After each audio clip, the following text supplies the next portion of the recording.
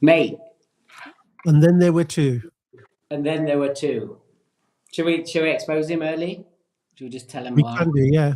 It was almost just one, wasn't it, Wes, to be fair? Yeah, and then I'm committed. That's why. That's very different. Yeah. Look at chat's on fire already. Look at that. Boom, boom, boom. Oh, look, he can't join, but he's actually in the chat. What's all that about? Martin, yes or no in the chat? Have you got your phone in the sauna with your client? It's not chatting. Anyway, we don't want Martin on at the moment. Yeah, he is in a sauna, so we don't want him with his clothes on, phone out. Exposing himself to everyone live. Oh, he's actually responded. Come on, then let's roll. We're on the schedule here today. It's been a few weeks. Let's address that. Has it been over a month? Yeah, so let's address it. Sadly, we had 2 guests cancel. We couldn't get anyone on last minute. Well, we actually did, but then we thought we wouldn't want to jeopardize it. So yeah, rather than kind of go through it, we ducked out, and that's why we're quiet. But what is nice, what we have realised, is that people care, and people reach out to us. I've had 3 or 4 in my DMs. We even had an email, just checking see if the pulse was still going in it, and it was nice. It's nice to know that the water cooler is a wanted and needed, necessity in people's lives, which is great. Yeah, we've got some true fans, at least one anyway. One just checked on our health, which was great. Anyway, come on, bro. Which Mark? Yeah, he's there. He's straight in there. Look. We've missed you. Yeah, Hakon's in there. Look, it's his round. Let's go. Yeah. Let's get. Bustin's in. He's in from North Carolina. Right, let's get it in the chat. On a scale of 1 to 99, how's your week? Bonus points for flags. Let's go. While they're doing that, Ash, let's rock on. Right. What about you? Quickly. I'm happy. Well, I was fluctuating this morning between like 8.5. Then I moved up to a happy 18.9 fast because I found a room. Are you showing the Notts flag, the Leeds flag, the Sheffield flag? I'm showing Unity as a flag. I've just made. Yeah. Unity. Yeah. Nice. I'm in Sheffield. I'm in a room I don't know. I've got a nice lady that's helped us out. I want to shout them out. I can't actually remember what it is, but it's an old mill in Sheffield, and we're saying good things. But I've had a great thing. I've been at a Forge festival, which maybe people have seen on my LinkedIn. I've listened to Steve Peters yesterday talking about You're in a Chimp, Carrie Rose from Rise at 7, Damien Hughes, who just blew my mind. I want to get Damien Hughes on this fucking show. He fucking blew my mind yesterday. So we can plant that seed. Marcus Sheridan twice, James Burke yesterday. Just mind blown. Like, it's a shame more people in the cooler chat aren't in Sheffield, because I would have met you. But anyway, next year, let's go. Forge 27. I need to hear more about that later on. Let's get on with the live. Alex is in. It's good, man. We've got some rocks today. Sorry. It's about podcasts. It is. Yeah, we're on fire in the chat. So yeah, today's theme is about podcast, and it does seem like everyone on their dog seems to have a podcast these days, right? But the one question that we want to ask is it something we need in this day and age, or is it just adding to a nose? As in, does everyone need it? What are your thoughts, Wes? Do you need it? Do I need it personally? Yeah. Do you need it? Well, we're doing kind of. I need it. I need it because I actually get off on shit. It's great for visibility, but I think there also needs to be some kind of strategy. But I think we're going to ask the experts today, right? Yeah. These are great. Literally great guests. The backstories of both of them, I think, is more powerful than the topic, but let's not sway that.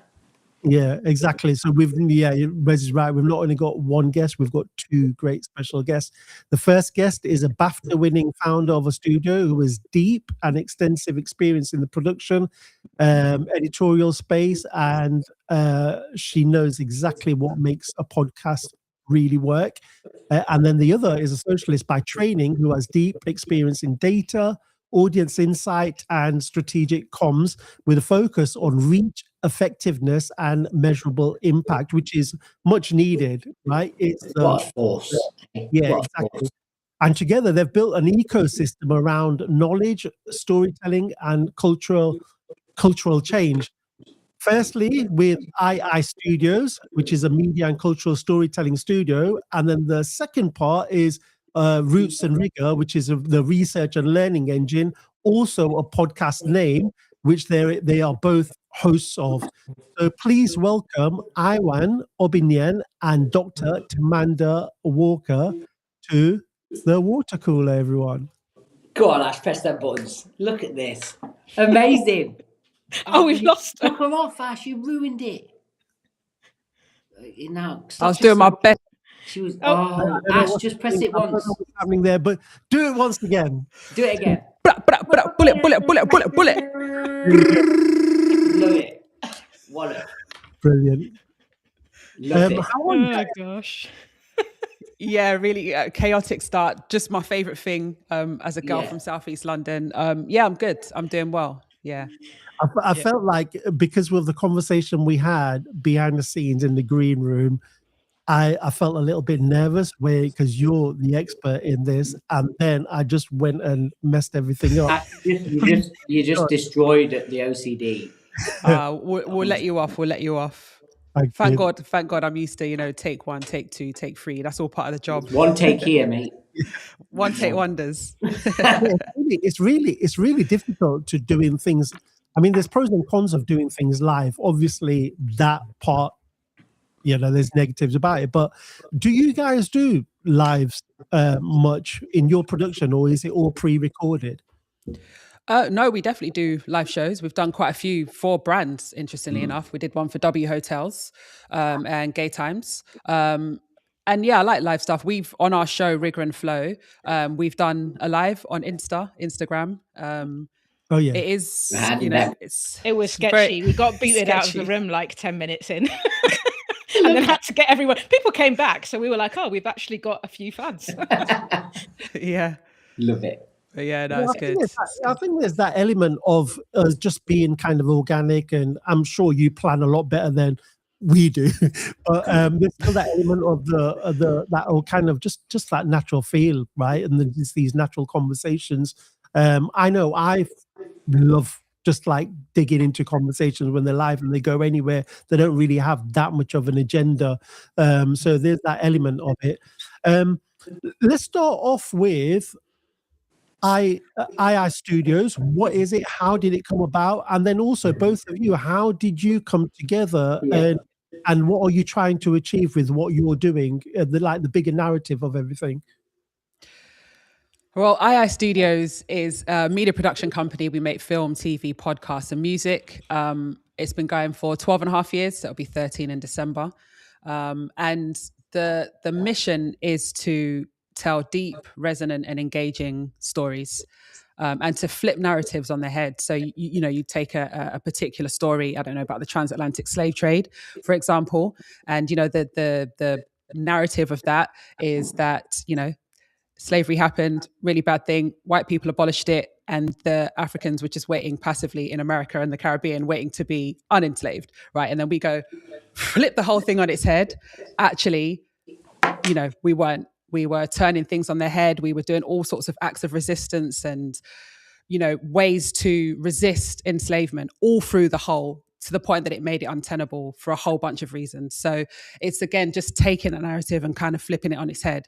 And that's what we do as a company. So I'll hand over to Tamanda to talk a little bit about Roots and Rigor. Yeah, so Roots and Rigor, you've already said, it's our research engine. So I am a sociologist rather than a socialist by background, but I'm not going to hate on being called a socialist. So you said socialist. I was like, I'm not going to complain about that. But anyway, yeah, I'm a sociologist by background, which basically means I study interesting stuff that's happening in society. I'm really interested in questions of power. And I did actually start in the creative industries years ago, and then went into academia thinking, oh, that'll be easier. Definitely isn't.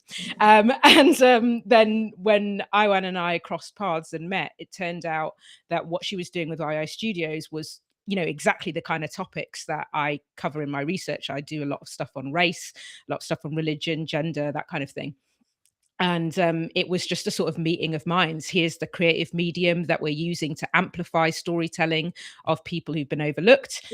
And over here, we've got in-depth research and knowledge and ability to go into the archives and surface stories that haven't been told. And of course that translates then to us making content for brands and our own podcast, right? Because as a researcher, you like pattern spotting, and so you're looking at the data and the analytics, and I'm kind of obsessed with that, which I didn't realize I would be.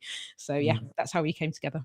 So take a step back. Like, so how does these two people, these two like creative, wonderful forces kind of combine? Where did those two atoms meet, and like how did that story come about? Well, you're getting all the dirty laundry out the closet now. Maybe. I like that you insisted on that, Wes. So for those who don't know, so the tagline for our show is where business meets love and culture meets critique. The key word in there is the love part. So Tamanda and I are both business partners, but we're also life partners as well. Crazy. And so, yeah, so it's a bit mad. And it just so happens that our skills, our view on the world are perfectly aligned. They're complementary. We don't step on each other's toes. It just makes sense, like hand in hand. And that's one thing I noticed about you. Obviously, I met you completely organically, and I was attracted to you both. And I came over and I was curious. And then as that day was going on, I was piecing it all together in my mind. I was like, "Oh, this is amazing! Like this whole little jigsaw that's building out here." Obviously, then you interviewed me, and we got to know each other more, and I guess stepped more into kind of in-depth conversation that I really didn't expect, but I loved. And I think that is, and you said it in the green room, like, I think a skill of yours is just going deep really quick and just really kind of ripping it apart and untying it, like unpacking it.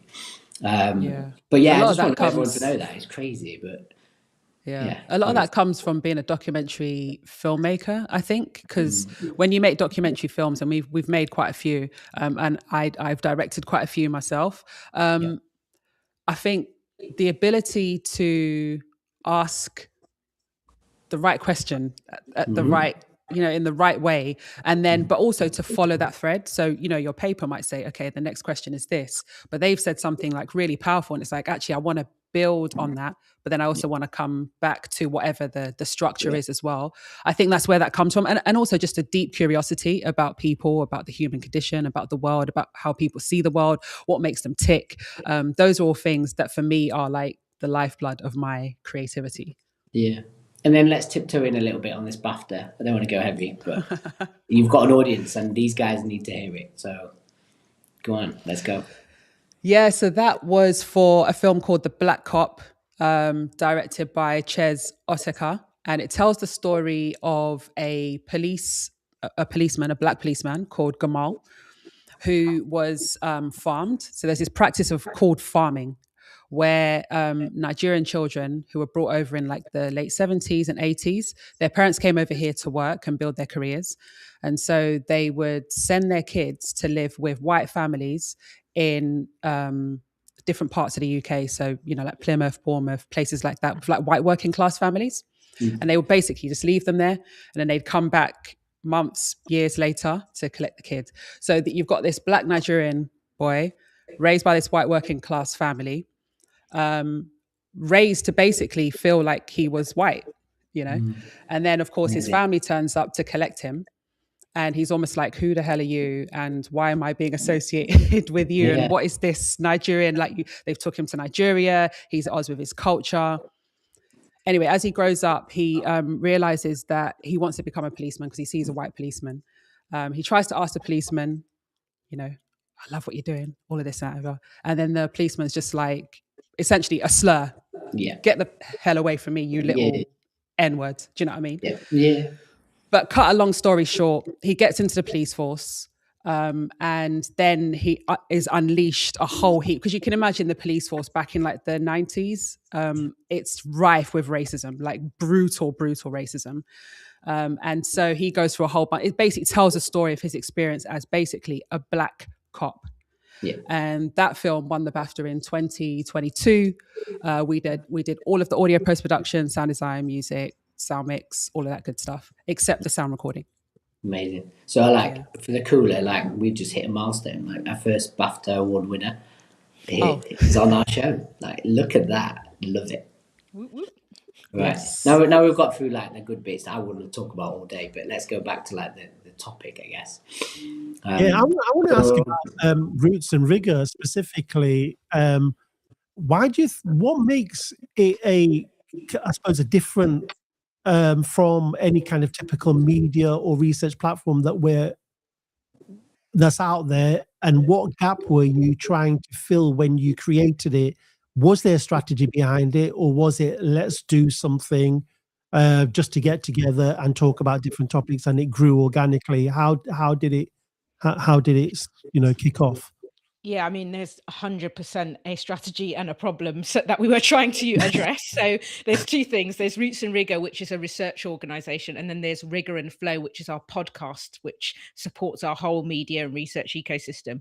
But Roots and Rigor, the research organization, was we basically, I mean, I went into research training in a traditional academic environment, and I was the only person of color or Black person in my whole cohort at PhD level when I first joined, right? So we have a real problem in this country and in the world in general around who gets to create knowledge, who gets to ask questions about the social issues of our time, who gets to investigate and find answers, and which of those people are close to the communities that are most directly impacted by a problem.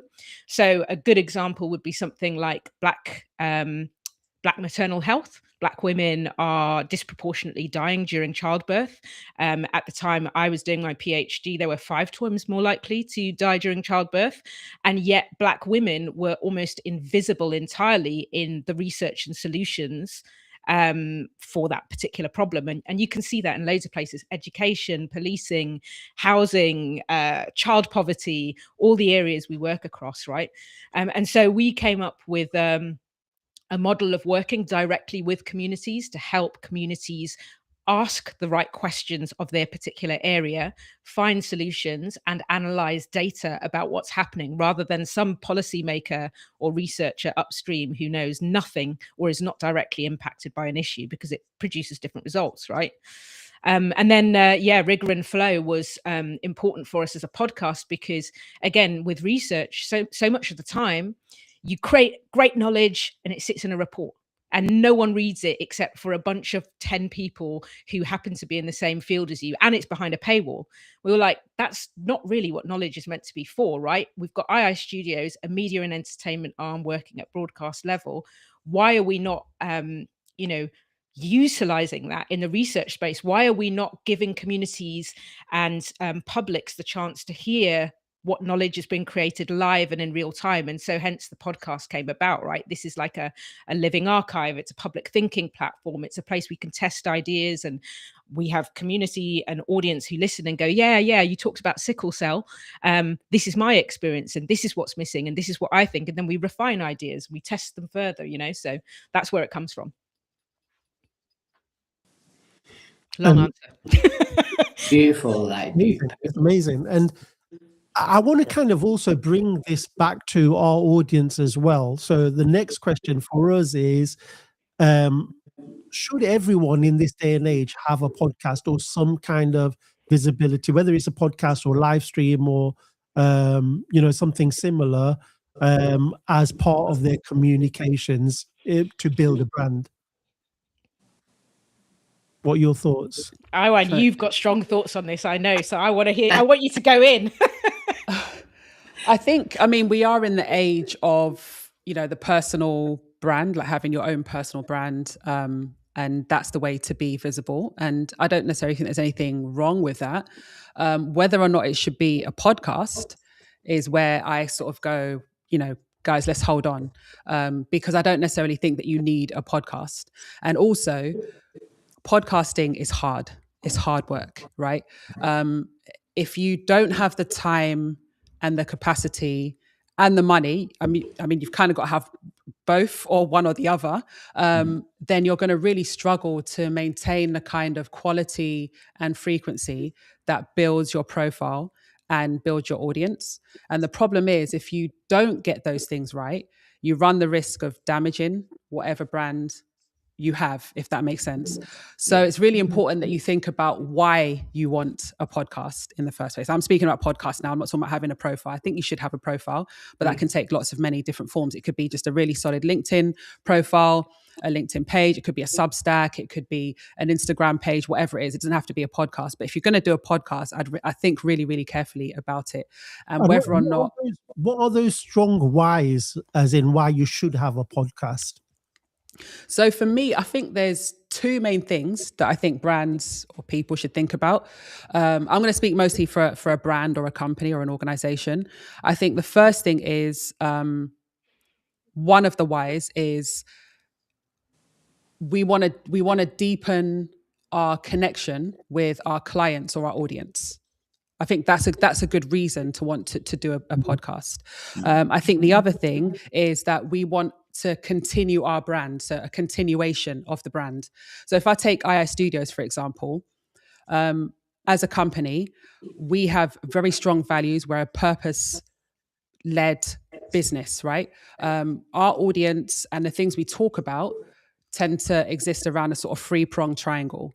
So we speak about and to Black communities, women, and LGBTQ plus communities and stories, right? So those are our values, and they tend to be our audience. Now, when you produce something, so for example, a film or a podcast or a piece of music or whatever it is that we're doing, very often people only see the end product. Oh, II Studios did this film, II Studios did this podcast, but they don't get a feeling for who we are, who are the people behind the company, who are the people behind the brand. And so what the podcast Rigor and Flow does is it's an extension of and a continuation of and a deepening of the connection with II Studios. So when you click on Rigor and Flow, you get to go into the mind of the people who are at the heart of II Studios, the topics that are important to us, if that makes sense. So I think those are two main reasons: to deepen your connection to your audience or your clients, or a continuation of your brand that takes it further. Yeah, I love that. Yeah. And I think this is what a lot of people, including me, previously when I've tried starting a podcast, is that even though I understand brand really well, is the investment that you need to do for the long term, for a long time as well. It requires the strategy on in terms of why you're doing it and what messaging that you want to put out there for the long term. But it's just like, it's not an overnight thing. Like it can take a very long time to build that. And even at that point, like any kind of long-term brand communications, it's a long-term process. And I think that's what a lot of people out there, they see popular podcasts out there. Like the most popular one out there is probably Diary of a CEO, but they don't know how much work went into that beforehand. They just saw it like it's popular now. Do you get that with clients? I mean, do you have that kind of discovery call with them in terms of like, if you see any red flags, like, oh yeah, we want a popular podcast, we've not really thought about it. What does the process look like when you work with clients? So, and I'm glad that you brought this up, because I think a lot of the success of your show is actually done before anyone ever sees anything.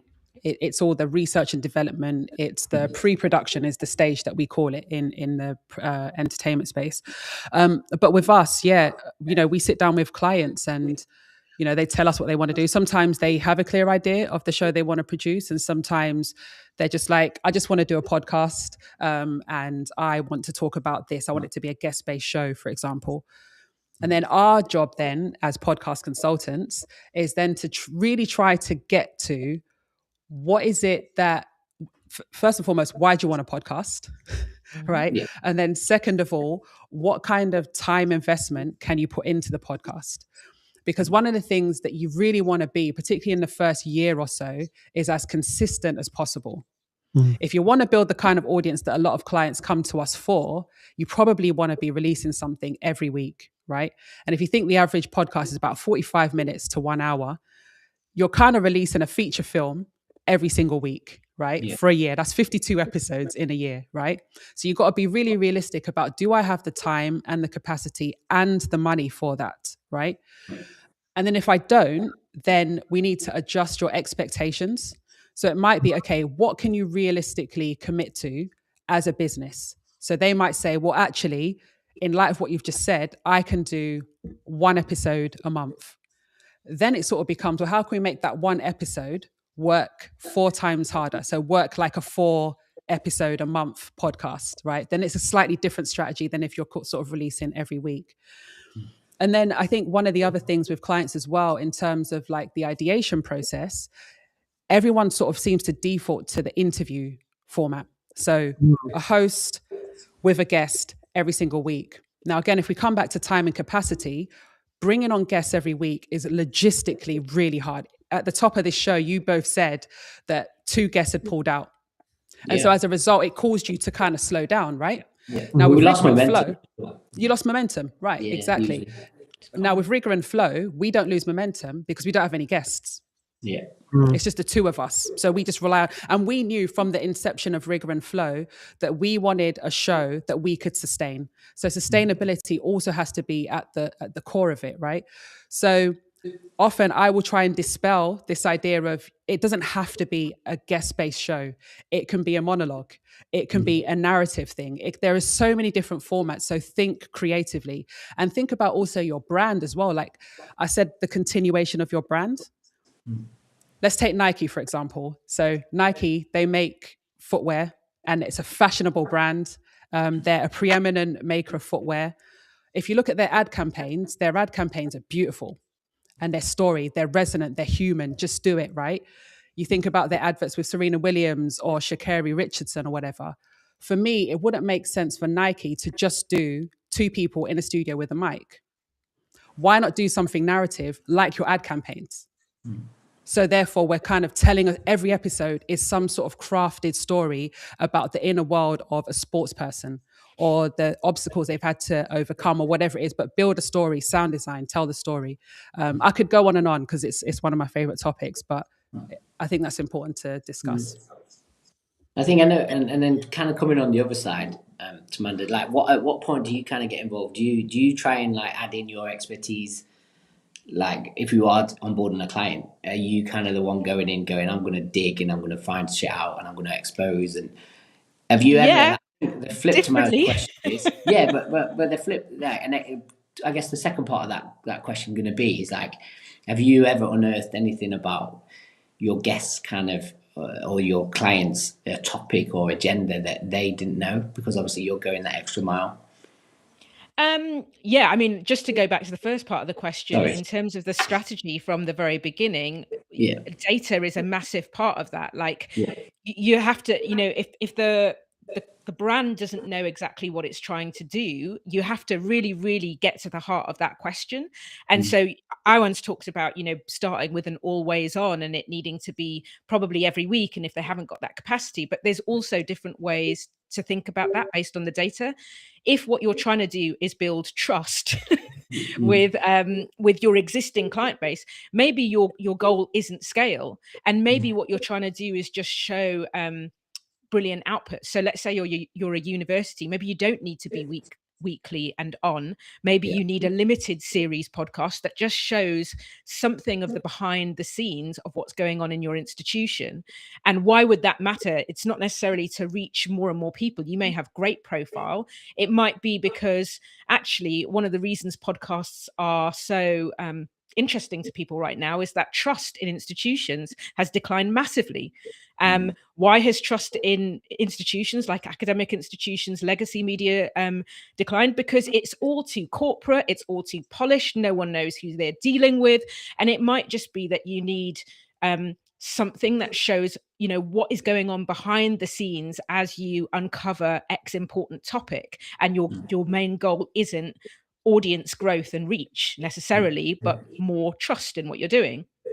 In terms of whether, what was the second part? Whether we ever I'm just curious to like, because I think I would be the same if like I'm data or research kind of obsessed. I think when a client would come in, I would just dig and like just find exciting shit. I think my question was like, have you ever exposed things that they didn't realize, by going that extra level of research, or have you come at it from a different point of view? I think it really depends on the show. Yeah, I mean, in terms of content, we never struggle for ideas because Iwan's at the helm and she's a documentary person. So you often are following the client's curiosity and then digging deeper and going into an archive if it's, say, a historical thing.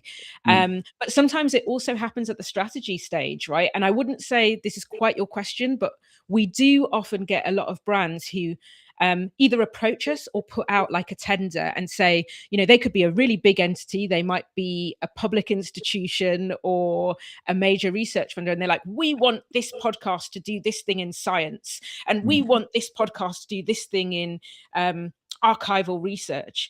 And you start talking to them about their strategy and they keep saying, yeah, we want innovation and we want this. But when it comes down to selecting who they go for, they'll go for a production partner or an approach that is bog standard. We do science podcasts or we do history podcasts, and they'll never think laterally about who they're trying to reach. And if you've got massive reach and massive public impact potential, maybe your better partner is an entertainment partner who's used to dealing with publics who don't know about science and who don't know about history.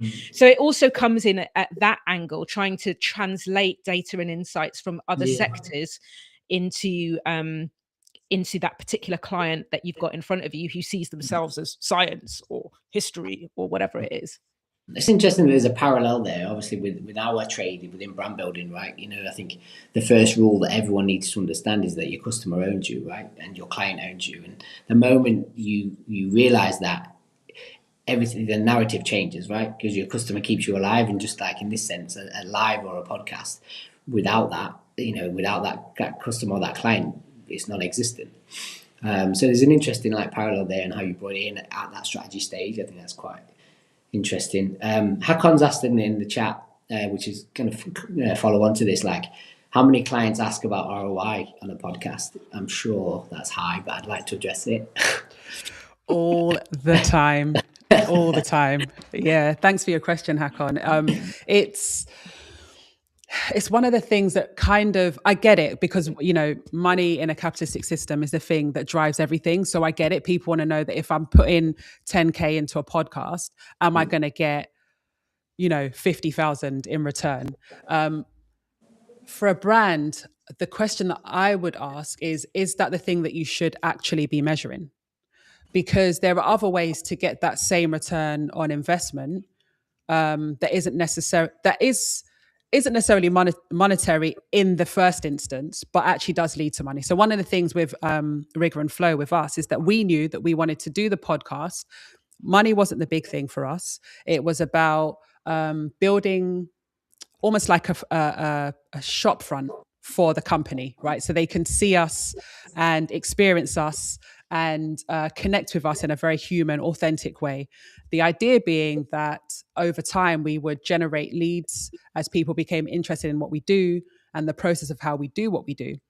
And actually, in the first year, we generated a lot of leads, and a couple of those leads converted into 2 documentary films, one of which is screening on the 1st of October in cinemas. So is it like money up front, a revenue thing every month? No. But is it important for the business? Yes, because not only have we got the money for making the film, but when the film comes out, that then also puts us in front of more people, which leads to more exponential leads. So I think I would kind of challenge brands to, again, like Tamanda was saying, think laterally. You're trying to build audience, eyeballs on your brand, awareness. You're trying to build leads. You're trying to gain deeper connection with the clients you already have, so that they can unleash more money for you, and so on and so forth, and speak about you in high places, and recommend your podcast to people, and then they come, and so on and so forth. So on. Yeah. But again, isn't that interesting how there's a direct relation to brand building? Because brand building will convert over time, right? And it's not a heroin fix. It's not going to instantly hit you, but over time it will convert, right? If your strategy is to have a podcast, a bit like us, to raise awareness, raise your public profile, as well as, expose these hidden gems in society that we want to bring people to the forefront. over time, that's giving not only you guys but us that platform that's going to grow trust, going to grow intelligence, going to grow, I guess security in the long run, right? Because we've got this knowledge base, we're high profile, we grew our own platform and our own personalities, personal brands, and all of a sudden that starts to convert, and Yeah, I I think think it's interesting that there's the same thing with the podcast. I Sorry, think I think exactly what you said, Wes. That's exactly what I was thinking. There's so many parallels. Like we get asked the same question with yeah, regard to all the what's time. ROI for brand strategy, and it's like that brand equity that you're building for the long term will pay dividends. Like it really will. And what we've found with our live stream as well, sometimes when we put proposals out there, they'll turn around and say, you know what, we checked you out. We Yeah. saw your lives. And it was like nothing to do with their space or their industry, but it was more about the brand equity that we've built from our personalities individually. So they're now thinking, these are the type of people that we actually like and we would love to work with. They're knowledgeable, but the fact that we know their personalities even before working with them says a lot, and we can make a decision based on that as well as their experience. So there's an ROI in that already, isn't there? Yeah. Yeah, It is 100%. scary though. And Like, just to finish that, sorry Tomo, it is quite scary when you get DMs and they're talking about things that you've said and you're like, how you know that? And you're like, oh shit, I must have said that somewhere on a live, and they're straight in your DM with no context going, Yep. question mark, and you're like, oh, did I say that? Like, do you know what I mean? Like, sorry to cut you off, but it's a bit scary. 100% relatable. That happens to us all the time. And then and I guess it does speak to how much of a connection people feel they build with you, because people will reach out to us and send us a voice note and literally tell us their life story, which I quite like personally. We're both curious enough to really enjoy that. But it's like, oh wow, people, I mean, it's that parasocial relationships thing, right? People have got you in their ear while they're on a commute or parenting or doing the cooking, and so they feel like they know you, and then they will tell you everything, and that translates to the brand. But yeah, just to go back to what you were saying, Ash, I think or even the question that was asked, Hakon, which is like, I don't think people talk enough about the ROI that's harder to measure, which is how many people who are not aligned that are put off, and therefore you're not wasting time having loads of calls with them, right? And I say that because I know that sounds like a weird thing to say. It's a slightly scary thing. But, Rigor and Flow and the work that we do, it's political, it's politicized, it's not for everyone. Not everyone's going to like it. And in a way, when we first started, that's a little bit scary. Are we going to alienate clients? Are we going to put off people who we could be working with or who've shown interest? But chances are a lot of those people, if they hear us speaking and they're like, oh, that's a bit close to the mark, it's probably not going to be the best partnership anyway. So if you take on work with them, you're going to end up dealing with a bunch of friction that wastes everybody's time and makes everyone happy. Or that's several client calls that you would have had at the onboarding stage, figuring out if you're even aligned. Like, it does a whole heap of work for you at the outset that makes partnerships so much easier. Such an important point. Sorry, Wes, just I was going to follow up on that. It's such an important point that in his brand 101, isn't it? It's I was just going to do the same thing, man. It's like, it's you try to say it. but you as much as you want to repel, as much as you want to attract, and it's so valid. I was going to add that layer in of, like, what we teach in brand is that, that you have to get comfortable in losing the people that, you can't entertain everyone. We can't make everyone like us. We can't have everyone be our champions of our brand, product, service, organization, because it's just not going to work like that. And the moment, again, you come to that comfort of your client owns you and your own client is the one you want to entertain. So don't worry about anyone else, and that, in our industry, if we can own that place in our customer's mind, because it's all segmented into these different places, and what we put in these compartments is, if I can be that, like, the strategist that wears the hat and talks about hip hop, then I want to own that. And I want that audience, right? And it took me a long time to actually wear a hat, in public, in workshops. It took me a long time to realize that I can't. There's certain strategists on the stage, on the circuit with us, that are around us, that are suit, tie, blazer, I'm not that guy. You know what I mean? And it took me so long to figure that out. But as soon as I did, I was liberated. You know, I wouldn't be talking to you guys now I don't think if I was the same way I was, you know, when we met. And I think that's just, again, goes into brand building, but also goes into understanding you as a personal brand and how we need to be kind of self-liberating in that respect. Yeah, no, for sure. And I have to say, your opening theme tune, I was bopping along, man. That was a jam right there. Ash made that. Is that a custom? Oh, Yeah. you made that? I didn't know you was a producer. Wait, that's another episode. I did sound engineering when I was young, like 13, 14, in the analog studios. And then I really got into it. So I do produce, but that specific one wasn't my own one. Okay. I should have just ran with that because it was. You should have, you know. Should have taken the credit because I had messaged Iwan like, this is good. This good music. We just produce though. We've used like Suno and stuff. We've done some we've been messing around with AI. We're always kind of in some bits, but just nice. Ash, your question. Go on, ask about like getting these fine ladies to give us some little hacks on starting. Yeah, I think bring it back to our audience. So I know you mentioned some of the things that you want to think about is resources and money and time. For those that are a little bit more bootstrapped with regards to finances, obviously they've got to have the time, but also resources. They want to basically do a lot of the DIY style. One, would you advise it? Two, if you do, like, how can they start off? Like, and make sure that it's good enough, but it doesn't have to be a full scale production like you guys do. So, in terms of whether they should or not, look, if you want to do a podcast, do a podcast because, it's very easy, in quotes, easy to do.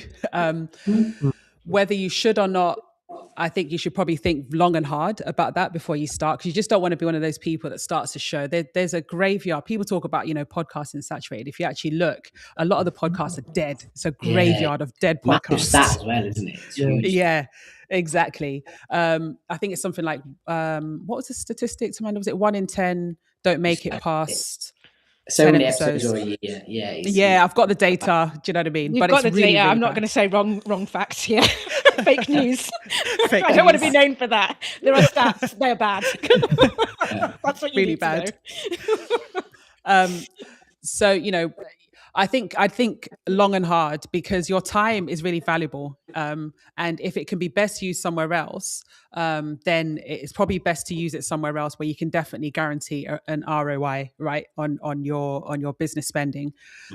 If you do decide to do a podcast and you're like, okay, but I want to do it relatively cheaply, then I think one of the first things you need to do before you even talk about equipment or recording is, what frequency can I sustain? Can I sustain once a week? Can I sustain every other week? Can I sustain once a month, right? And be really brutal about how much time you have, and then pick that and then map out what a year of that looks like and how many you need to record. And then the other thing I would do is record in batches. So for our show, we have a week and we record something like 12 episodes. So 10 to 12 episodes, so 2 a day. And then that week then gives us 12-ish episodes, which is a quarter of a year, so about 3 months, right? And then you've got shorts around that as well, haven't you? So there's additional content, I guess. Precisely, yeah, exactly. So we have the clips that come out alongside the episodes. They're edited alongside the main episodes. There's our Substack where we write about the episode. It goes out on YouTube and it goes out on all the usual podcast platforms. And then there'll be like the odd blog post as well on LinkedIn and on Instagram as well. So there's a whole sort of ecosystem around each episode every single week. So that's the second thing. The third thing is I would be thinking, what space do I have in which to record? Because, podcasting is audio only.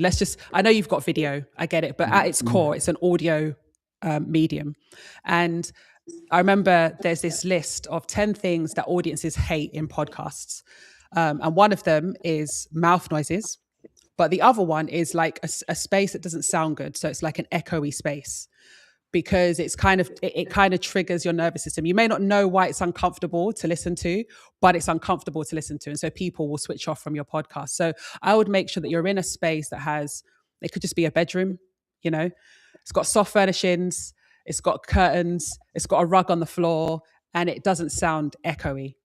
And then I would make sure I get a decent mic. You don't have to spend that much. The Samsung Q2U is brilliant. Just get a mic, have it decent size, a decent length, or what do you call it? Distance? I'm getting my words wrong. Distance from your mouth. And then record the show. But, you know, and this is the thing with podcast consultancy, is that even that doesn't really do it justice, because then I'm looking at what's your format. I would spend the vast majority of my time on that. We spent almost a year before we ever released an episode of Rigor and Flow, before we ever went into the studio to record, developing the format. And we were asking ourselves the question, what do we want to say? Why do we want to say that thing? Where is our audience? What do they want from us based on like 12 years in business? Who's our prototype? We literally have a prototype of the person. We know exactly what she looks like, what she smells like, what she eats, where she shops, the hair products she uses, her politics, where she studied, how much disposable income. We know her to a T. And every episode we do, we are speaking to her and her alone. If other people like it, it's great, brilliant, love it. But we're always speaking to her, and she kind of drives, she is kind of like our North Star, if that makes sense. I don't want to hog this question, because I think, Tamanda, you've got some insights about the process. No, I was just gonna, I'm glad you got to your format development, because it's not a service we actively advertise, but we get approached all the time. And I think it is, if you're doing it with a limited budget, if you can get an IWAN, and bear in mind, sorry to say this, there are a lot of charlatans out there presenting themselves as podcast specialists and experts who who may be great technically, who may produce really well, but what they don't have is the creative direction, who are the people who are going to really push an idea and say, well, what makes you different?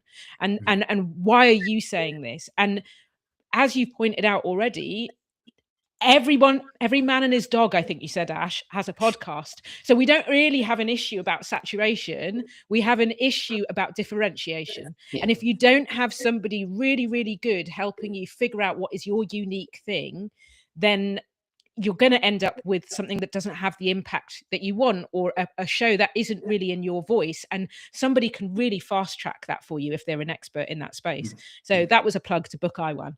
But aside from that, I think if you don't have a ton of money, I'm less of a purist than I am, because I'm not a technical podcast person in that way. I didn't come out of pure podcasting. I'm driven by connection. And I think given how hard it is to get podcasting right, I'd question why or whether you need a podcast. Would it be better to go live and host events with someone? Would it be better to do something in person, since a lot of the time the audience is coming for that connection, that sense of proximity to you? And if your brand has the capacity to host an event, or you have a space, is that the way forward? You know, there's social media clips. Everybody loves a talk to camera with a mic at the moment. You know, there are 1,000 ways to get that connection. So I think it comes back to this: what are you doing and why? And then there's, 100, what do they say, 100 ways to skin a goat or a cat, depending on what culture you come from. That's it, But again, like the last three things you've mentioned, that's all part of brand building process. The words you're using, everything is, and I didn't come into this live today thinking this, but there's been a huge kind of parallel of how we in our process build brands, and there's a huge kind of crossover. We just got to watch time, but I want to get a little bit personal. I don't know who wants to answer this, but who's going first with the shower anthem? What do we sing in the shower? Who's going first? Oh, this is much to IWAN's misery, but there's always a Beyonce tune in there. And I don't even know why. I told IWAN 2 years ago, I'm not a Beyonce fan, when she turned around. And then Spotify told me, before some of us boycotted it, that I am indeed a Beyonce fan, and I do sing it in the shower a lot. So there we go. There you go. Have you got a favourite? You got a belter? To be honest with you, I didn't even know I sang her in the shower. It happens kind of unconsciously, so I don't really. I've been known to sing some Whitney. Yeah, I'm there with you. You Definitely. know, I'm it's every the woman. belters. Yeah. It's the karaoke. Yeah, there you go. Yeah, There you go. yeah. I'm there. So what's the flip Owen? of that, Owen? Come on. Where you At going? the moment, I've got Stormzy, sorry Rach, on repeat. In the shower, Yeah, mate. That little like reverb, that little wet echo, that'd be we love it. We love it. It's what it's got to be. Some banging grime, hip hop, whatever you want to call it. Yeah. What do we do outside of podcasts? We got any interesting habits, hobbies? Oh, we don't have a life. Wes? We have come no on. life. I can see 3 guitars up there for a start. So there's something in there. But they're on the wall for a reason because they're not getting played enough. What do we do for fun? Hobbies. Travel. Yeah. Yeah, we like to travel. Go for what is so boring. God, Come on, you can't be like a boring. CV. What? Let's reframe the question. Okay, What about reality some TV. I'm not going to Reality lie, TV. it's bad. Yeah. I deal with too many intense topics in my daily working life. So when I Guilty hit the end of pleasure. the day, Guilty pleasures. Then yeah, that's your yeah, yeah. Secret Lives of Mormon Wives, Real Housewives, and then to make our lives difficult, we make podcasts about the fact that we like reality TV, which like defeats the purpose. But yeah, that's what we do. You've got to check out Love Is Blind Poland. Oh man, yeah. that Wow, it's actually deep. What I want to add to this as well, everyone in the chat should check out II Studios as well. Taiwan, out of hours, is a musician, baker, and a beach bum. And Tamanda is Afro hair queen, songstress, and foodie. There you go. I do love cooking. That's true. I love it. it. And you cook well. You cook well. There you go. Yeah. So I'm trying to I don't want to rush this, but we kind of have to. So, is what's going on in your world? And anything you want to push? Anything coming out new? Is there new episodes? There's new products? What we're doing? What can our lovely guests reap from the awards of you? Oh, that's a great question from Mark. Can we also answer that one? It was, what are your fave podcasts? I know Iwan will want to talk about this. Go on, do that quick then. Oh, I already know. So I've got a couple. So we've got Blind Boy, which is a brilliant podcast from South of Ireland podcaster called the Blind Boy Boat Club.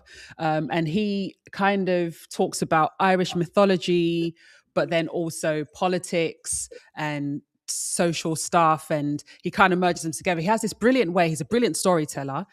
He's got a savage sense of humor, and he has this brilliant way of weaving stories so that disparate things that shouldn't make sense together come together. So, for example, he has an episode where he talks about the digestive biscuit, and then he links that to the IRA bombing of the hotel that Margaret Thatcher was in Brighton, and then it all makes sense. No. He's just so incredible. Yeah, he really is. And I'm really enjoying Hidden Brain as well. So that's by a guy called Shankar Vedantam. Yeah. And he kind of, again, story. I love story. So he's a storyteller, and he'll bring on like people who are experts in the brain and the human mind, and they will just tell you stories about why you do the things that you do, both from a scientific perspective, but also from just a human psychological perspective as well. And then, of course, there's good old George Galloway, the politician, and he goes on long rants about politics, because he was obviously a politician. It's grounded in actual understanding of how the political machine works in the UK. And he'll bring on like great commentators from America, from all across the world, to talk about all the various things that are happening politically across the globe. So those are my three. Amazing. Yeah, I'm going to only top that up by saying, Hidden Brain, another plug for that. Love that. And obviously our podcast, because you asked us what we want to plug, Wes. Yes, plug that. Let's plug it. Do it. So Rigor and Flow, we're doing episodes every week. We just did one on who owns British lands, which got interest from a lot of people. And I think it dropping at around the time of the local elections here in the UK meant that it was like a topic that people really wanted to get into. And we try and bring a bit of head and heart data and storytelling to every episode that we do of that. And then in terms of other stuff we've got on the horizon, well, we've got a film coming out in October, which explores the roots and history of philanthropy and what philanthropy and charity have meant for Black and brown communities in the UK, whether they were considered deserving of charity or not, and what that's meant for our lives here. What else, Iwan? Anything else? No, I think that's everything. I think people Yeah. just need to find you, explore you, Yeah. Yeah. and talk about you, because I think I've wanted you on this for a long time, and you've just been amazing. And I think it's the world needs to see more of you guys. I mean that. Yeah. No, Thanks thanks. so much. Thanks so much for sharing everything that you have in the past hour. I know you've got so much more, and I think everyone should definitely follow these guys individually, but also check out their podcast. Variety of conversations and topics. Wild. Amazing. Yeah, exactly. It's Love fine. it. I love it. Yeah. Thanks so much, guys. All right. Thank you so much for having Thank you us. so I much really for having us. appreciate it. Amazing. Love what you're See ya. doing. See you guys.